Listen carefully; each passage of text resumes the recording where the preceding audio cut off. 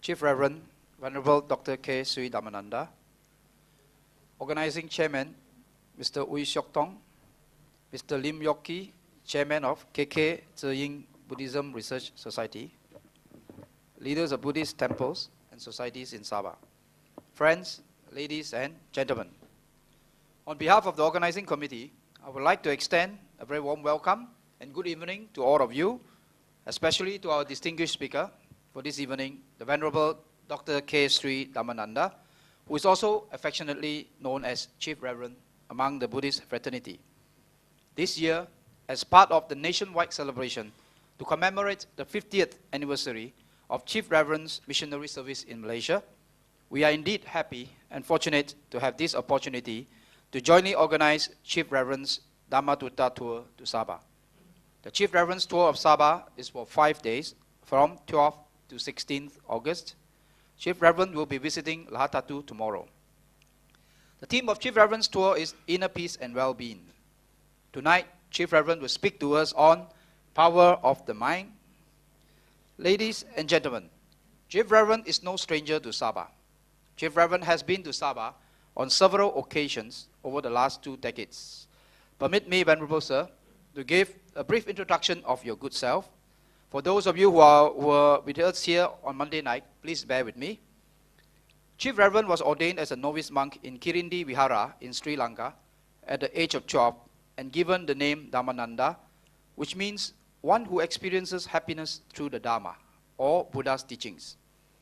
At the age 22, Chief Reverend received his higher ordination, Upasampada. Chief Reverend holds a diploma in linguistic, philosophy, Pali, Sanskrit, and Sinhalese, and a master's degree in Indian philosophy from Benares University in India. In recognition of his scholarship and contribution to Buddhism, the following universities have offered honorary doctoral degrees to Chief Reverend. That I have been working here in this country to promote Buddhism for 50 years. But I have not converted even one person into Buddhism. What a failure. 50 years. But I think few hundred thousands might have accepted Buddhism in many parts of the world after reading our publications and after attending to various religious talks. But I did not convert anybody. Tonight, our talk is Power of the Mind. First, we must understand what is mind and where it is. When Albert Einstein was asked this question,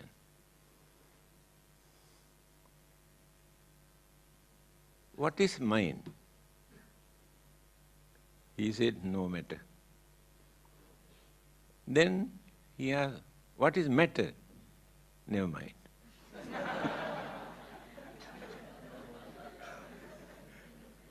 Correct answer.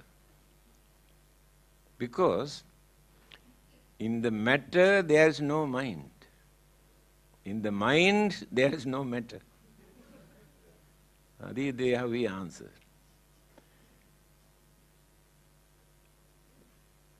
People had a belief for thousands of years that mind is in our heart, located in our heart. That is why still we use some word like kind-hearted, cruel-hearted, thinking that is in the heart. Later, medical science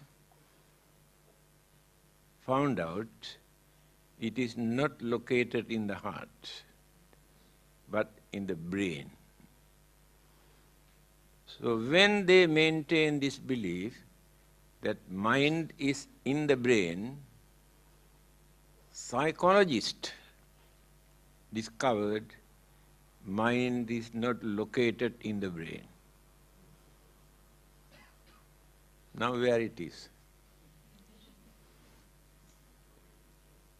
There is no particular organ in our physical body for mind to live or to accommodate.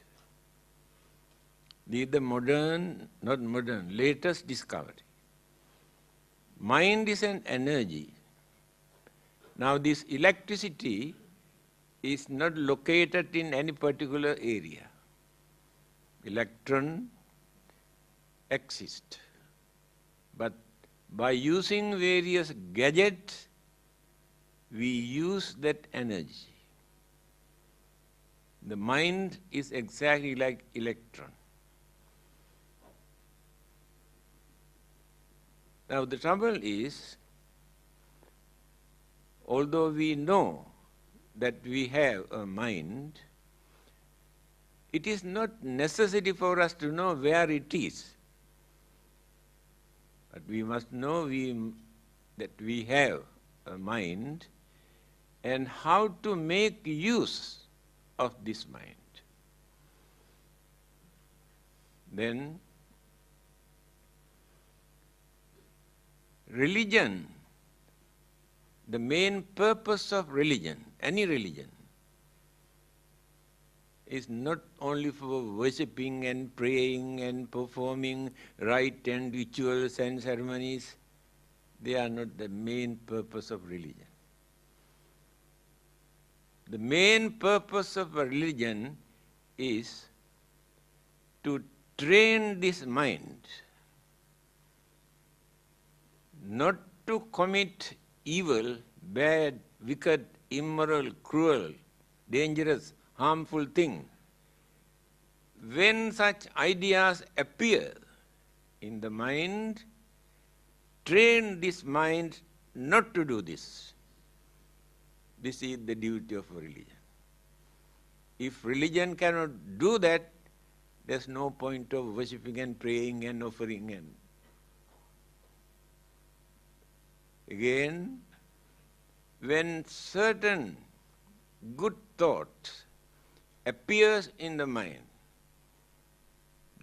must have courage to do something, to serve others, to maintain our human dignity, to develop our human values, give credit to our human intelligence by using that mind correctly. Religion is important for that.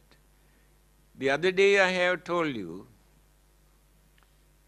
only human beings have a religion. Other living beings have no religion. Why do they need a religion? Because they have an extraordinary intelligence. This intelligence you cannot find in other living beings. They too have a mind. Their minds are limited only to find out their food, their shelter, their protection and pleasure. It is difficult for them to use this mind further than that. That day I told you, we are called Manushya because we have thinking mind. Mana means mind. Thinking mind. By thinking, analyzing, use sense of reasoning, understanding, we will be able to do anything in this world which others cannot do. We can develop our human mind or intelligence to destroy the whole world at once. what they have discovered by using their mind today, they can destroy the whole world within half an hour. That is human mind. At the same time, religious teachers, enlightened religious teachers, have developed their minds up to such extent to guide the whole humanity, to bring them into correct path. That is human mind. Of course, many people believe divine inspiration is there. Here we take only human mind without any extra energies or powers or any other influence.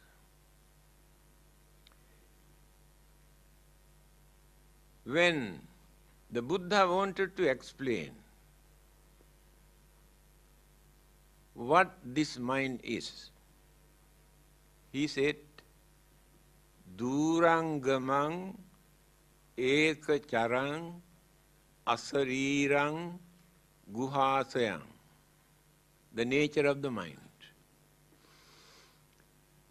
He says, I have never seen another energetic, strong force or energy in this world other than the human mind. Human mind is the most strongest energetic force in this world. That which works so rapidly, we know lightning, appear and disappear, we have no time to see lightning. But the mind can work thousands times faster than that.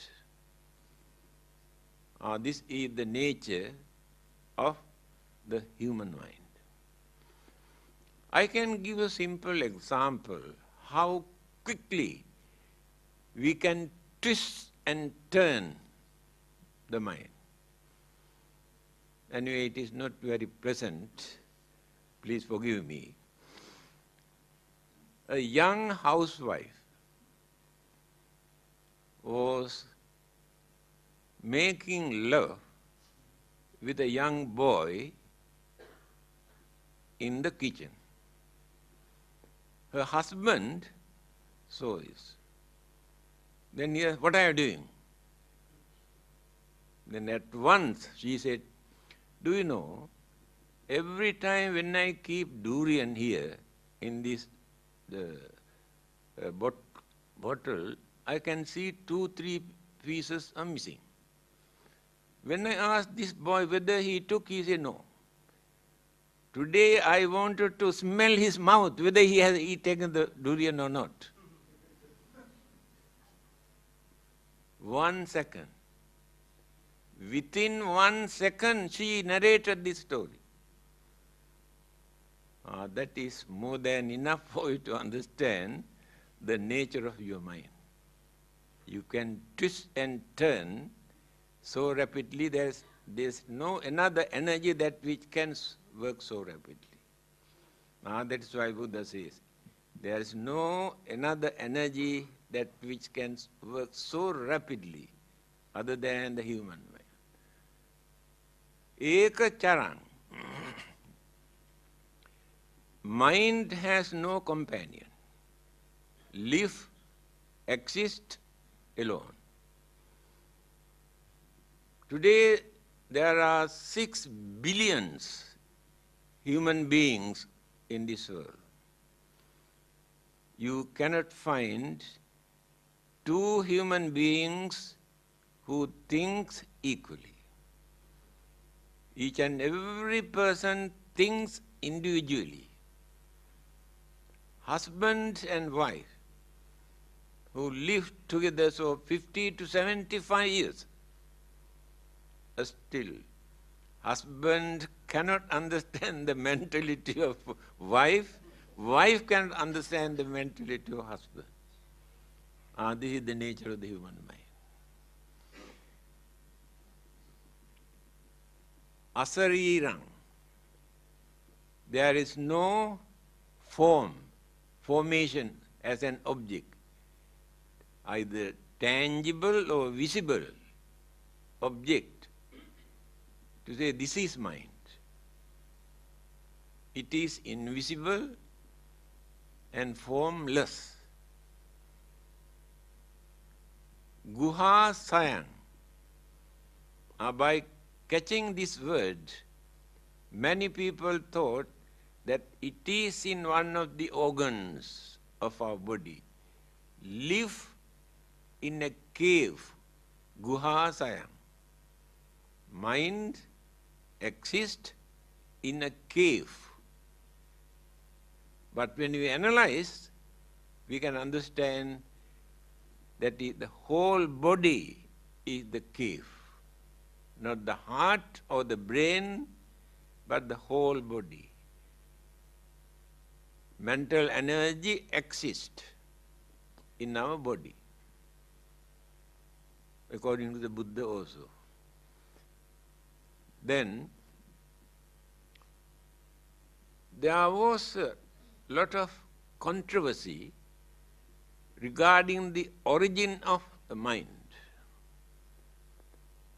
At what stage in the mother's womb the mind starts in that baby?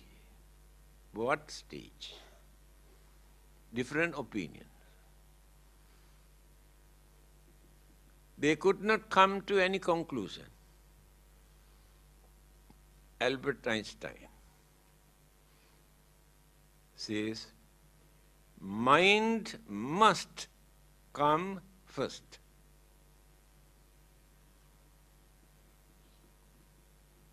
Exactly what the Buddha has said. He said, Viññānaṁ mātukuchismiñ okkamati. The departed person's consciousness, mātukuchismiñ, in the mother's womb, okkamati, enter. That is the nucleus of life. Later, all the other cosmic energies, elements, combined together, build up this life and this body. Started from the mind. Albert Einstein said, mind must come first.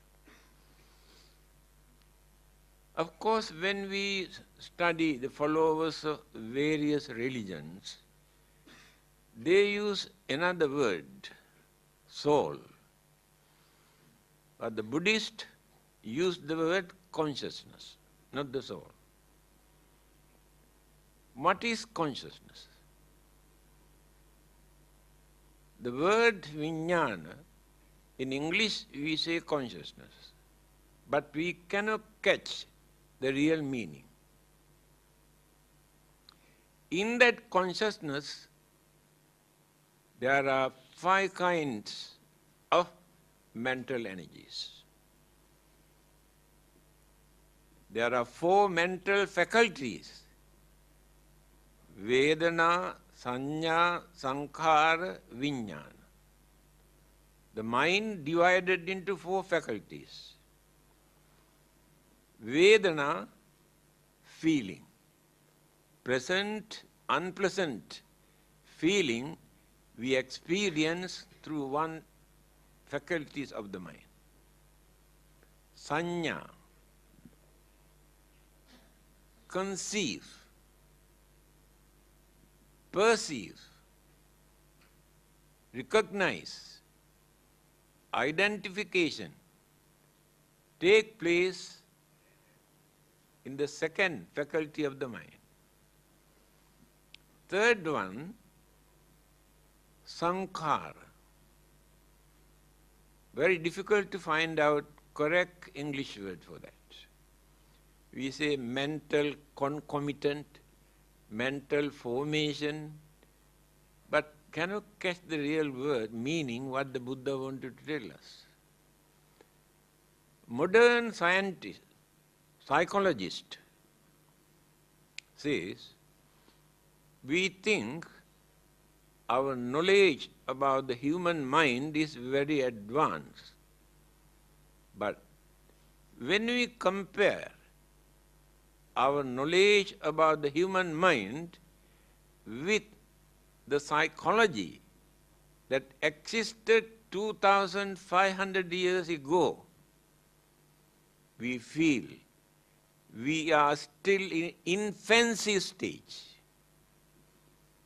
Because there are many things still they could not understand the nature of the human mind. And this is one of them. Sankhara. We say mental formation. What is this mental formation?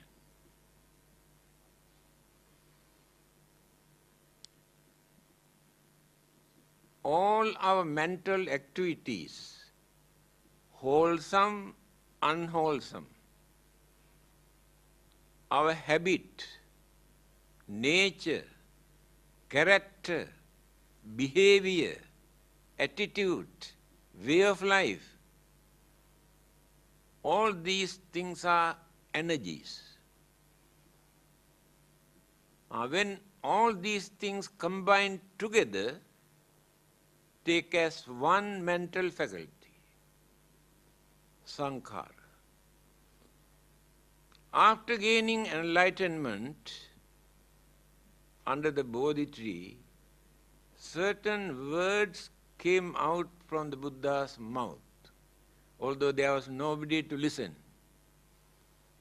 He said few words. One line is, Visankhara gatang chittam. Chitta means mind. Now in my mind, there are no sankhara, no mental formations of accumulations of all those things just now I mentioned. Mind is free after gaining enlightenment. Now, we are the result of what we were. We will be the result of what we are. Even children also can understand this language. We are not referring to any religion. This is the nature of the mind. Here we are using our character, our behavior, our attitude, our way of life, our way of thinking, by using the same attitude that we maintained during the last existence. That is why by nature, by birth, each and every person has his or her own character. Assume in one family there are 5, 6 children. Same parent, same environment, same education, no differences. But when you study, one person is very intelligent, another one is very stupid. One is criminal-minded,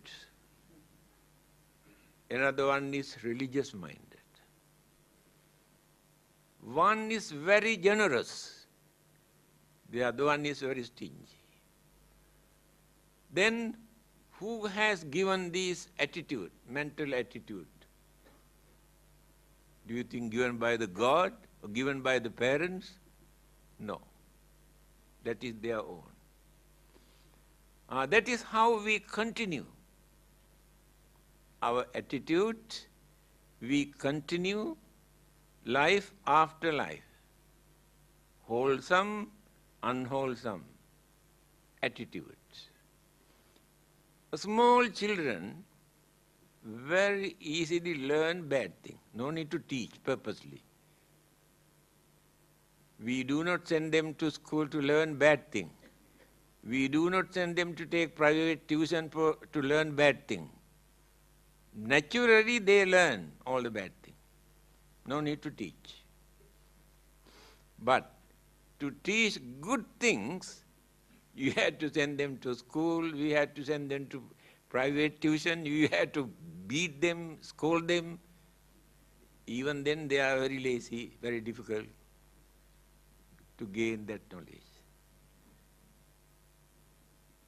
That is why we are used to do more bad things than good things. That is why from our childhood, very easily we learn bad things. Very easily we learn.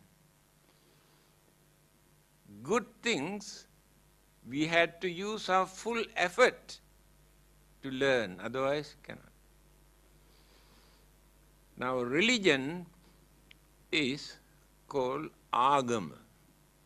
This is an ancient word. Even 2000 years ago, in a Buddhist book, we used this word, agama, religion. It's a very meaningful word. Here now they pronounce as ugama, but the original word is agama. A means purposely. Gama means approach. Purposely we must approach. That is religion. Why? Religions never come to us. But all the other things, so many things come to us. We accept. But religions never come to us. There's nobody to bring religion by birth.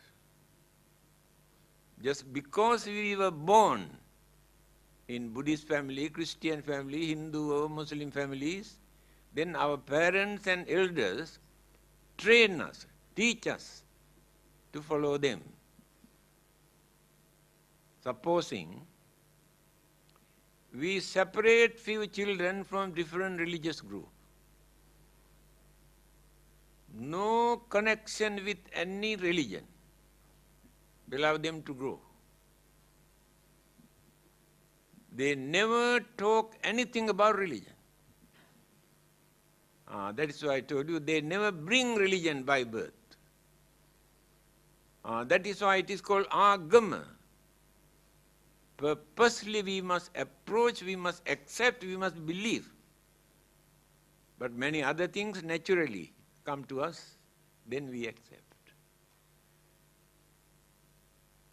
Then our habit, nature, character, behavior, intelligence, stupidity, all these things are our nature. By nature, we maintain.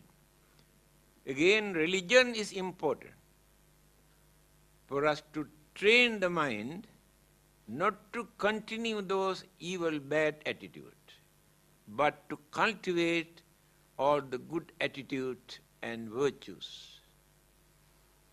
If religion cannot do this, there's no point of following any religion. We fight only for religious labels. They are not fighting for religion. Very unhealthy religious competition is going on. For what? To give a label. If we can remove this label, no Buddhism, no Christianity, no Hinduism, no Islam, only religion. No competition, no challenges, no jealousy, no discrimination, no hostility, because those labels are not there. They are fighting for these labels. Our religion, my religion, egoism. Our egoism works through this religion. I want to increase the number of followers of our religion. Whatever rubbish we believe in the name of religion, but we want to bring them into our religion. This is the nature. Why religious unhealthy? Religious competition is going on all over the world. If we can remove these labels, the Buddha was not a Buddhist. Do you know that? Jesus was not a Christian. Do you know that? We have given these labels. We are the followers of the Buddha or Jesus. Therefore, we are Buddhists, they are Christians. But the founders of these religions did not introduce any label. What they wanted was to guide us, to tell us what is right, what is wrong, what to do and what not to do, how to maintain peace, happiness, satisfaction in our life. These are the duties of a religion. Unfortunately, today, religion has become the main cause of violence and bloodshed and war. Then what is the use of that religion? Because they drag religion into the battlefield and try to show, we are fighting for this religion. Those who have planned to destroy World Trade Center in America, nearly 4,000 innocent people had to face death, untimely death. All are innocent people. $1.5 trillion of property completely burned. Having done that, organizers say, well done. Very well done. God bless them. That is why the day I told you, now heaven has no place, fully packed. The more you destroy the followers of other religion, the more easily you can go to heaven. This is religion. What a pity. How our human mind, our greed, our jealousy, our selfishness polluted the purity of religion. There is no religion in this world that which encourages for people to create this kind of cruelty for innocent people to suffer. So today we are using religion for that. This is the nature of the human mind. Religion is to train and tame and culture the human mind. But human mind polluted religion, misusing, abusing name of religion. The most unreliable persons, living beings in this world are the human beings. We can trust animals, other living beings, because we know their nature, their character, their way of life. But we cannot understand the nature of human being because of that human mind. To train this human mind, different religious teachers have introduced, taught different methods. Many people started to worship and pray and do some recite something. While doing this, they tried to guard their mind. Somebody asked whether the God has any time to sleep. Because he has created everything, whole world, must keep an eye on what they are doing. He has no time to sleep. But some people say, yeah, there is. When people pray, at that time God gets the chance to sleep. Why? God knows at that time they don't do any bad thing, any harm to anyone. God can trust them while they are praying. So in that sense it is useful. But that is not enough. We pray and pray and pray, go back and started violence and bloodsheds and all wicked, immoral things. Because the mind is not trained. Mind is not cultured. Mind is not developed. But we developed cunningness and selfishness. These are the most dangerous weapons in human mind. Cunningness and selfishness. And these two things we cannot find in other living beings. They do not know what is cunningness.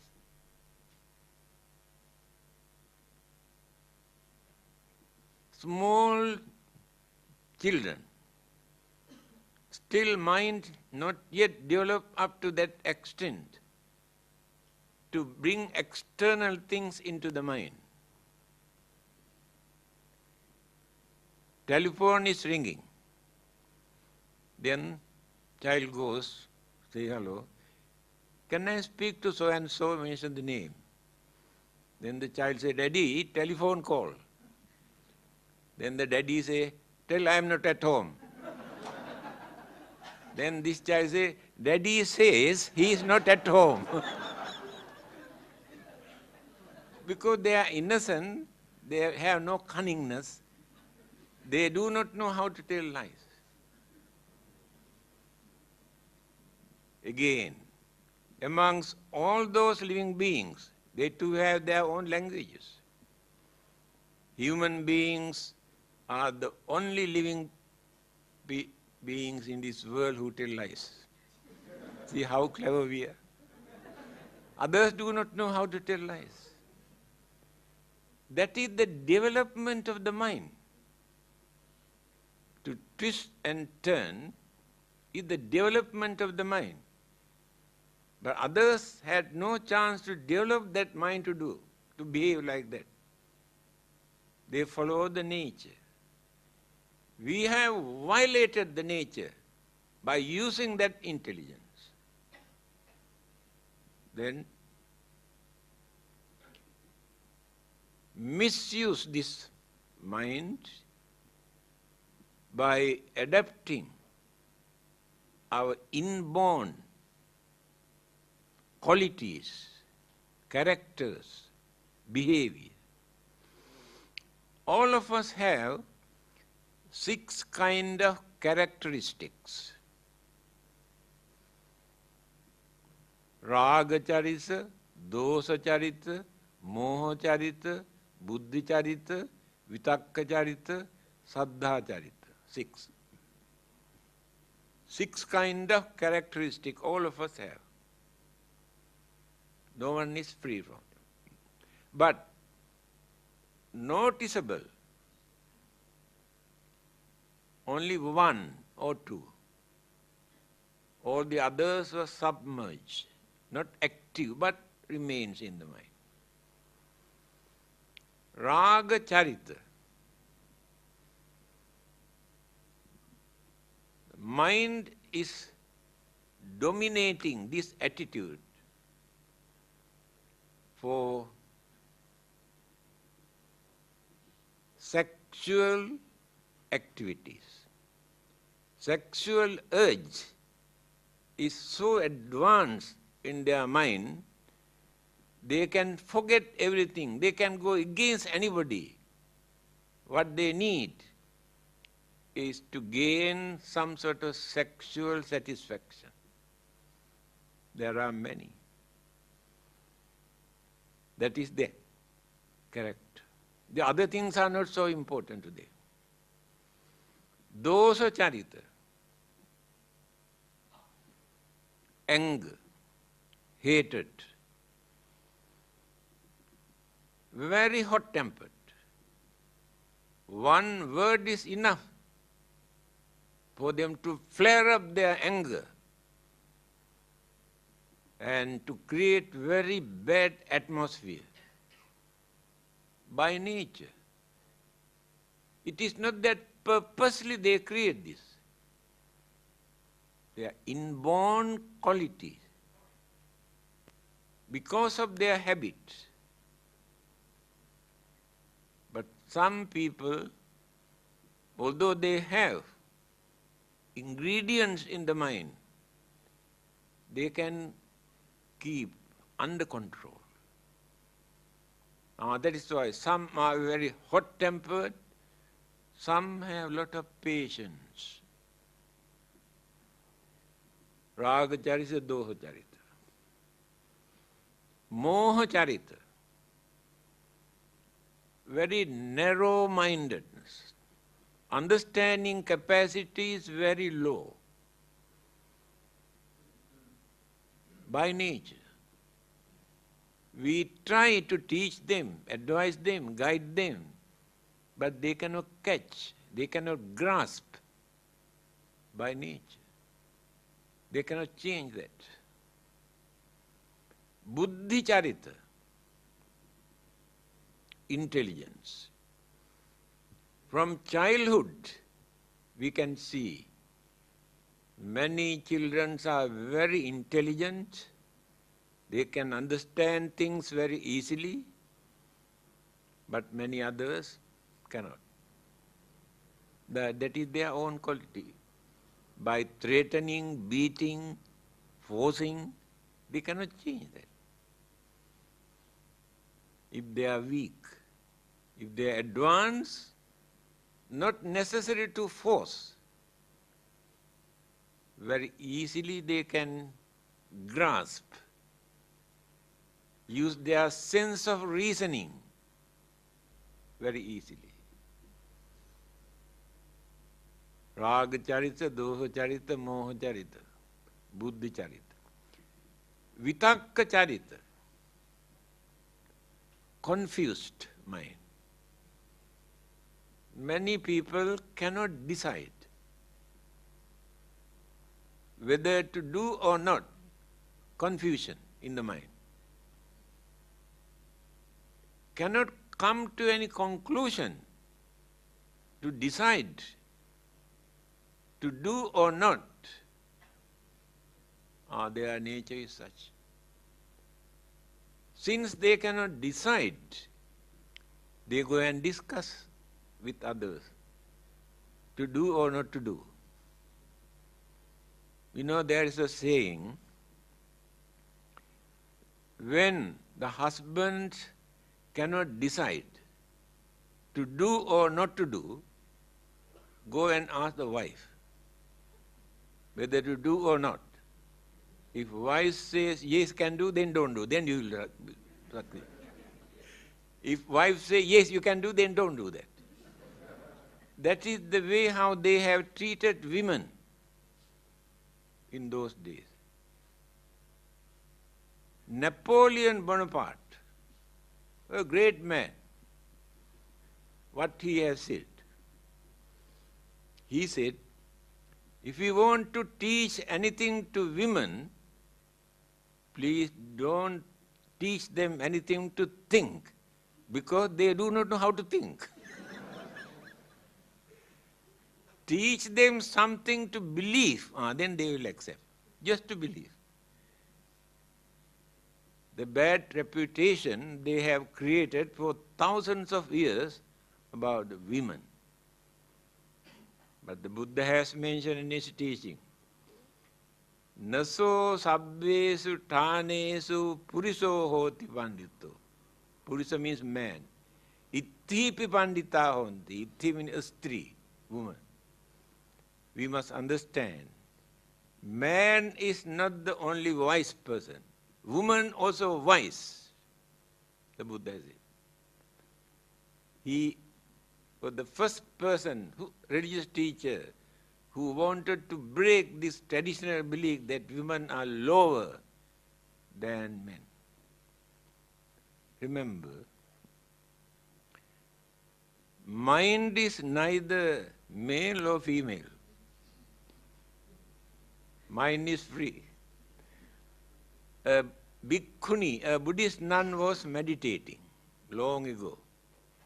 Somebody came and told her, you are a woman. Why do you want to waste your time for meditating? What do you can gain by meditating? Then this bhikkhuni or nun said, Itti bhavo king kaira chittam misu samahite. If the mind is ready, it makes no difference with the man or woman, because the mind is neither male nor female. Mind is mind. Please remember this. Now, our topic is to show the power of mind. Just now I mentioned few items. What kind of disaster, destructions that we can do by using our human mind. Even devils or ghosts or God also cannot do such destructive things. But human beings can. See how powerful human mind. Now let us think how to develop this mind. I told you religion is important for us. Let it be any religion. That religious label is not so important. To learn how to develop this mind, to avoid evil, to do good, to train the mind. This is the message of the Buddha. If anybody asks, actually what is Buddhism? Only these 3 lines. Sabba papassa akaranam, not to do bad thing. Kusalassa upasampada, do good things. Sachitta pariyo dapanam, try to purify your own mind. Etang buddhana sasanam. This is the message of every Buddha who appears in this world. Here, you must try to purify your own mind. Why the Buddha says like this? Nobody else can purify the other person's mind. The Buddha cannot purify your mind or our mind. God cannot purify your mind. But you can do. Very clearly Buddha says, Tumhehi kiccang atappang Sakkhataro tathagata. You had to use your own mind to understand and to do this. But the Buddha cannot do for you. Nobody else can do for you. You had to do by using your mind.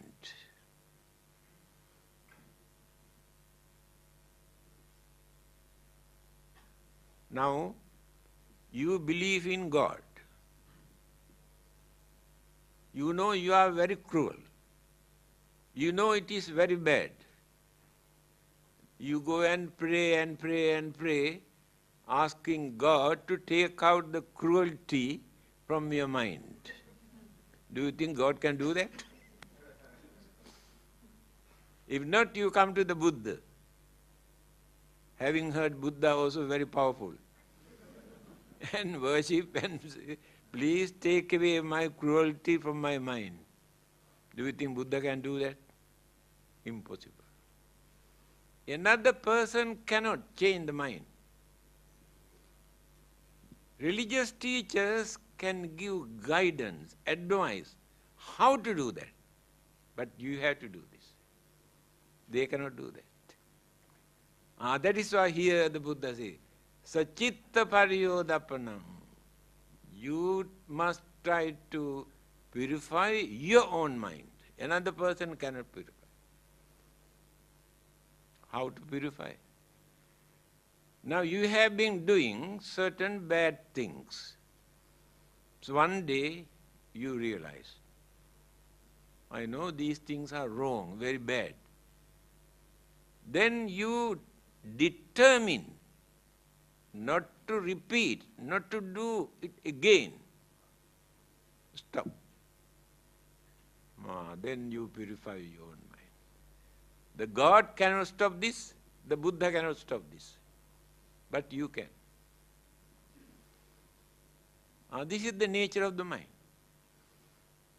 Another person cannot handle our mind.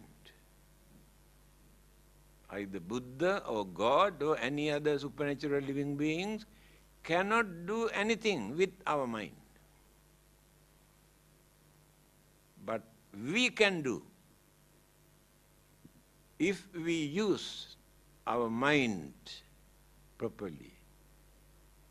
But the religious teachers give guidance, advice, how to do this. Now let us take the Buddha. How to purify, how to train, how to tame, how to develop the mind. Then, method is this.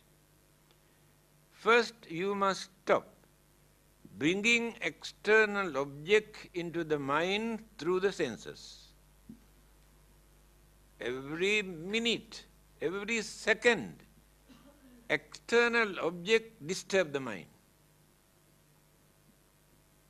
Vision, the sound, the smell, the taste, the feeling. These 5 channels. Mind itself creates mental objects. 6 channels. Mind is mad now. No peace. Then create anger, jealousy, grudge and ill will, craving, attachment, all the what you call good and bad mental attitude we create because of these external objects. The Buddha says this very clearly. Pabhassara midang bhikkhave chittang panchako agantukehi upakkilesehi upakkilitta. I am giving this quotation for you to know, to show the authenticity. These are not my own interpretation. He says, naturally, at the initial stage, our mind is pure. Later, when the 5 senses started to develop, to bring external object into the mind, mental pollution starts from that day onward. This is the nature of the mind. That is why we had to train our senses not to disturb the mind by bringing external object. Stop. Train the mind not to create mental image, mental object. Now the mind is alone. No disturbances, no temptation, no irritation. But mind cannot stay alone without taking an object. Mind must fix towards an object. The Buddha has advised, we must give a neutral object. If it is very good, very pretty, very handsome, then again mind is disturbed. If it is ugly, filthy, disturb the mind. Therefore, object must be neutral. So what is the neutral object recommended by the Buddha? Your own breath. Inhaling, exhaling, inhaling, exhaling. Count. 1 to 10, 1 to 10, 1 to 10. In the mind, no need to decide. Now mind cannot catch anything else into the mind. Cannot bring anything else into the mind. Mind is relaxing, relaxing, relaxing, relaxing. When the mind is relaxing, I told you the other day also, the organs of our body, brain cells, hormone, glands, nervous system, blood circulation, heartbeat, stomach, all these organs are disturbed by the mind.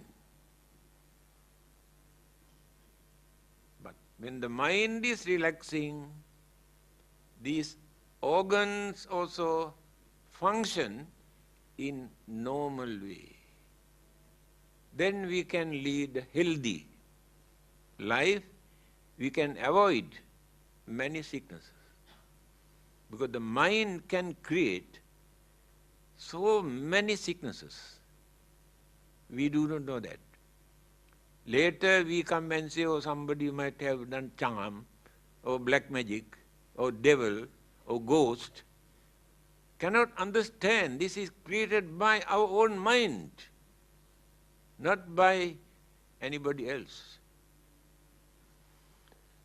Now, mind is very tame, not stubborn, not wild, very tame, because had the chance to relax.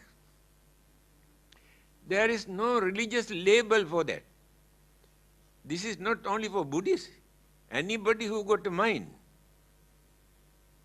can practice this without using any religious label. Then, when we use our mental energy through the senses, because senses cannot work without mental energy. Eye consciousness, ear consciousness, consciousness is working there. But we use these as channels, bring. If we maintain this fear or worries or anger for a long period, create sicknesses, lot of sicknesses. Then, when the mind is cultured, take an object into the mind. He has prescribed 4 objects to concentrate. Kayanupassana, Vedananupassana, Chittanupassana, Dhammanupassana. 4 objects. Take body. Your body or my body. Concentrate. Analyze. Try to understand what this body is. Then we start from the very beginning. This is the combinations of 4 mental faculties and 4 elements. Combination, then the body comes into existence. Again, when we analyze part by part in our physical body, separate all those things, keep separately. The man is missing. Flesh, bones, blood, a skin, hair, teeth, keep all separate one by one. But the man is missing. The man is a concept created by our mind when all these things combine together. In reality, there is no man. The combinations of all these things create this. Then, to maintain this body, why should I commit bad, wicked, cruel, harmful thing? Develop the mind. Cultivate the mind. By concentrating on physical body. Then Vedananupassana. Vedana means feeling. We have 3 kinds of feeling. Pleasant, unpleasant, and neutral. Neutral feeling we neglect. Pleasant and unpleasant feeling we take seriously. Take for instance, when you go out, you meet one of your best friends. Oh, embrace and laugh and joke and express happiness. Then, furthermore, then later you met your number 1 enemy. Your face becomes sour and very embarrassing, and so much of anger, jealousy, grudge and ill will completely pollute the purity of the mind. Feeling. Pleasant, unpleasant feeling. In between, you met so many people going here and there. No feeling. You don't want to look at their face, you don't know who they are. Just let them go. Neutral. But it is a feeling. Neutral feeling. When pleasant or unpleasant feelings appear, we have to concentrate. This unpleasant feeling, pain or suffering, so unpleasant feeling is not permanent. This is changeable. Impermanent. We should not hate the unpleasant feeling. We should not hate the pain or suffering. When the pain is here, focus the mind, then create, pain, pain, pain, pain, pain. Then harmonize. Mind harmonize with the pain, then forget the pain. That is meditation. Meditate on pain. Then we have forgotten the pain. pleasant feeling, then you have to think, this very pleasant and nice feeling that I am experiencing won't last long. Maybe a few seconds, or few minutes, or few hours, or few days, or few months. It disappears. Why should I become slaves to this pleasant feeling, to misuse,